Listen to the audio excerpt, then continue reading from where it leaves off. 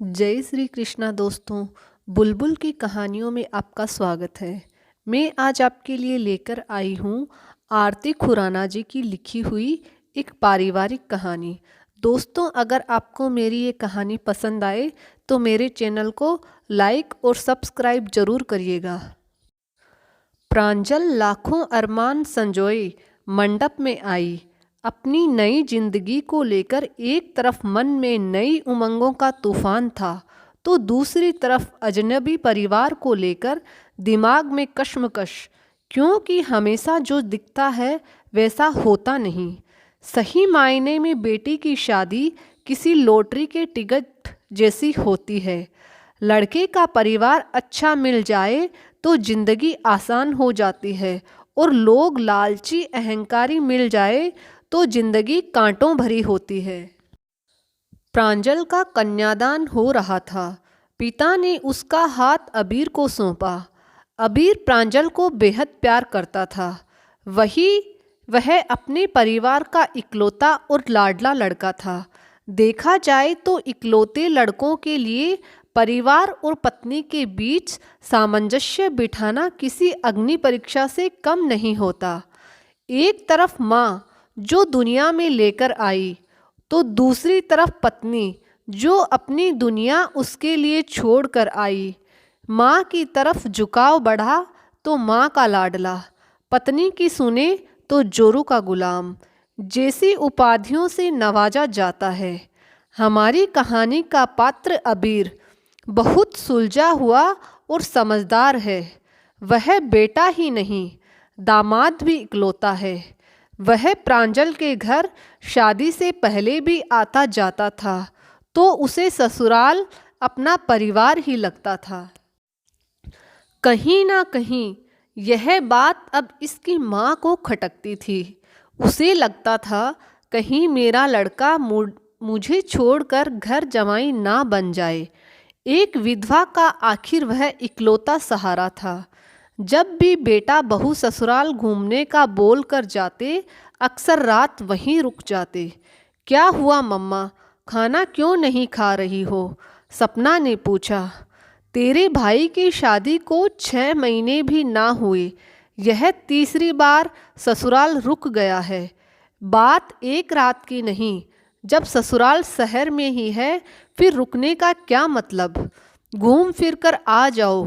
इसलिए मैं बहू दूसरे शहर से लाना चाहती थी, पर आजकल के बच्चे माँ बाप को यह मौका ही कहाँ देते हैं। तूने भी कोई देख रखा है तो बता दे, सरोज जी ने बेटी से पूछा।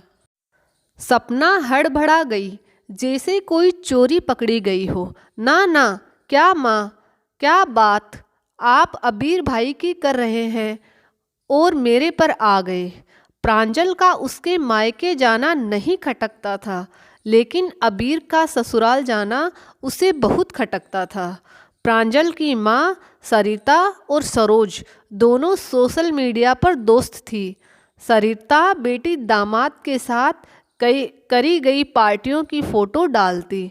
सरोज उन फोटोज़ में सरिता की नज़दीकियाँ देखकर चिढ़ती।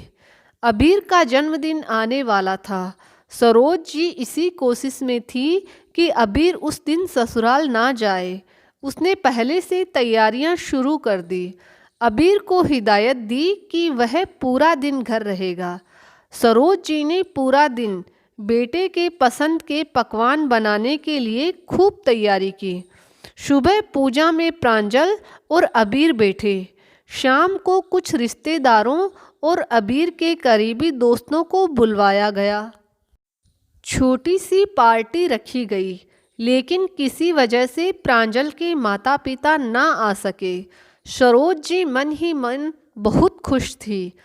एक दिन फ़ोन देखते हुए सरोज प्रांजल से, बहू, तुम्हारी माँ हर फोटो में अबीर को माय सन क्यों बताती है? दामाद को तो सन इन लोग कहते हैं ना? प्रांजल को सवाल बड़ा अजीब लगा। वह नादान इस सवाल के असुरक्षा के भाव को नहीं समझ सकी। एक माँ का बेटे पर विश्वास का फायदा रिश्तेदारों और पड़ोसियों ने उठाया। वह सरोज जी को बहू बेटे के खिलाफ करते हैं। अबीर के ससुराल जाने का सुनते ही अपनी तबीयत कभी सपना के कॉलेज का हवाला देकर सरोज जी रोक लेती, जिसे अबीर समझने लगा था। लेकिन माँ को समझाना आसान नहीं था, क्योंकि अबीर अच्छे से जानता था कि उसके माँ उसको लेकर बहुत पजेसिव है। उसके दूसरी तरफ ससुराल में बूढ़े सास ससुर के प्रति अपने कर्तव्य को भी जानता था। एक दिन किसी काम से अबीर और प्रांजल को किसी प्रॉपर्टी की डील के चलते शहर से बाहर जाना पड़ा। सपना भी कॉलेज की ट्रिप पर ऊटी गई हुई थी। तेज बारिश से रास्ते में जाम से अबीर प्रांजल एक रात किसी गेस्ट हाउस में रुक गए। सरोज जी घर में बिल्कुल अकेली हो गई। कपड़े ना भीगे सो जल्दी में छत से लाते हुए उनका पैर सीढ़ियों से फिसल गया। दर्द में कराहते हुए उन्होंने अबीर को फ़ोन किया। अबीर ने अपने सास ससुर को फ़ोन कर दिया। सरिता जी तुरंत अपने पति के साथ बेटी की सास को लेकर अस्पताल पहुंच गई। वहां सरोज जी को पैर में प्लास्टर कराया गया। अपनों को अपने लिए परेशान होते देख, उसके लिए भागदौड़ करता देख सरोज जी का मन आत्मग्लानि से भर गया। मैं तो एक दिन अकेली थी तो मेरे साथ इतना कुछ हो गया। बहू के माता पिता तो बेटी के जाने के बाद बिल्कुल अकेले हो गए। मेरा बेटा सिर्फ मेरा ही नहीं, इनका भी इकलौता सहारा है। जब एक बहू ससुराल वालों को अपना मानकर पूरी जिंदगी बिता देती है, तो क्यों दामाद का ससुराल वालों को अपना मानने में हम असुरक्षित महसूस करते हैं।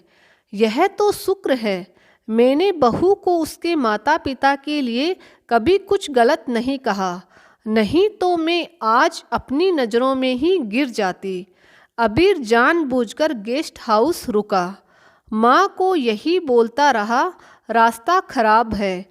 इधर सरिता जी अपनी समधन की खूब सेवा कर रही है। समधी जी दवा दारू फ्रूट लाते रहे।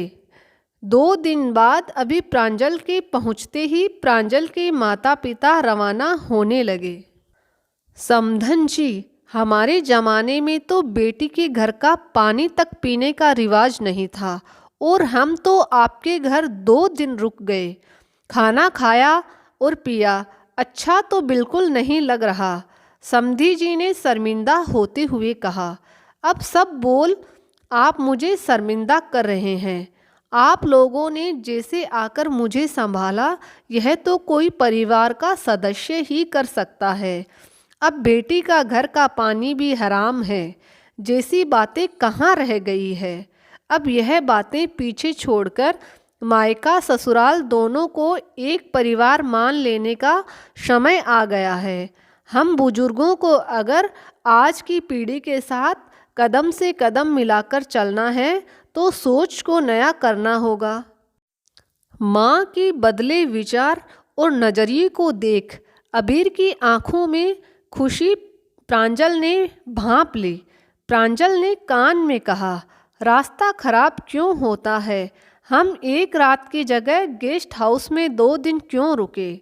मैं समझ गई मैडम, इसे कहते हैं बैलेंस बनाना। जिसने यह कर लिया वह दुनिया का सबसे सुखी इंसान है। अबीर बोला। दोस्तों, मैं जानती हूँ समाज में बदलाव लाना चुनौतीपूर्ण कार्य है, पर शुरुआत कहीं ना कहीं से होती है। इसलिए मेरी इस कहानी के माध्यम से एक छोटी सी कोशिश की गई है। दोस्तों, अगर आपको मेरी ये कहानी पसंद आई तो मेरे चैनल को सब्सक्राइब ज़रूर करिएगा। मैं ऐसी ही शिक्षाप्रद और अच्छी कहानियाँ आपके लिए लेकर आती रहूँगी।